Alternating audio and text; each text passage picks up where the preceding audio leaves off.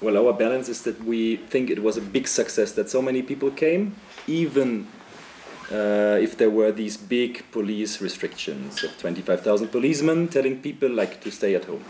But I cannot tell you really exact numbers. What I can confirm is that it were more than 5,000 people, but I have read numbers that it were more than 7,500 people. As far as I know, there have been no casualties because of dehydration, because people came prepared to this area. But I think that the injured people by these chemical weapons that policemen used, I don't know if it was peppers, it was like maybe some 100 people, because they like cast big clouds of this chemical weapon over the first part of the demonstration when there was this escalation. But maybe you can tell more detailed. We don't have exact numbers. What we have is just because we saw it. But usually it hurts eyes, it hurts skin, it hurts also like your lung and all the breathing apparatus. And we had one case of dismay. One person, she was like tackled down by police. One woman.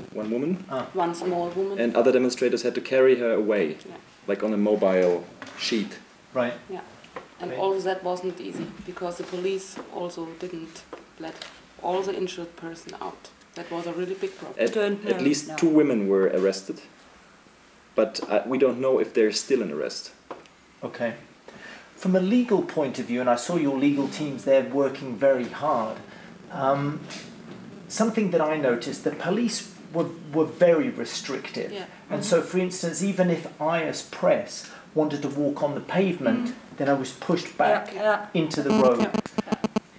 Is that legal? Is that something that was agreed before, or are they really just trying to put a real chain around everything? The last thing. It is really to say like that. It is not. It's not legal. No, it's not at legal. all. It's freedom of assembly. It's not restriction of assembly. And that today was not freedom of assembly. It was restriction.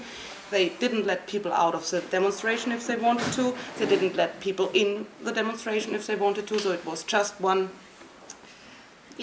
really restricted way of police acted. I have to say it like that. Yes.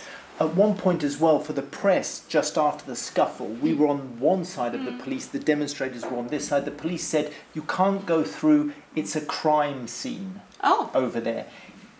Was that your understanding? Did the police at any time say to the legal team, there is a crime scene now under investigation? No, they didn't say, and it wasn't a crime scene. Not on the side of the demonstration. So again, indications that there are restrictions of freedom of movement that they're imposing, and freedoms, I guess, on the press, but in general terms, restrictions of movements that they're imposing. Yeah, right. That's true.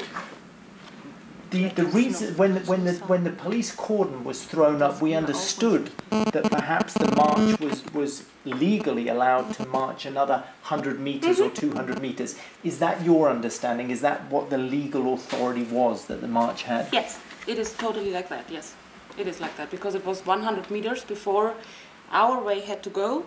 They stopped, and behind the stopping line everything was full of policemen, so it wasn't possible for the demonstration to go there. But it was planned not to go there because everything was full of police. So that was a problem. But that was also a problem, that the lawyers who are acting there, and I think you saw that, couldn't go out or come in again. It was also restricted by police. You are in without free movement, or you are out without free movement. And that's a really big problem for the work of the legal team.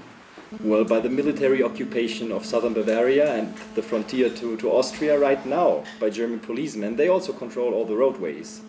But it would be a nice signal for those to come down from the helicopter and to walk like normal human beings, maybe, to the luxury spa. Do protesters have any plans to block the roads tomorrow? There is military full control by 25,000 equipped policemen and soldiers, and so if we are talking about taking the roads, I mean, this is still some time to come. But we can still dream, right? Of course. And we are not the only one fighting. This is a global movement of protesters, and there are many summits of the powerful, of the of the World Trade Organization, of the International Monetary Fund, of the European Union, or of the G7. And all of these different movements make together one international movement against their globalization of capitalism. We put our globalization of resistance. Great, and we can hope that the rain and the clouds, that is your anti-aircraft ammunition.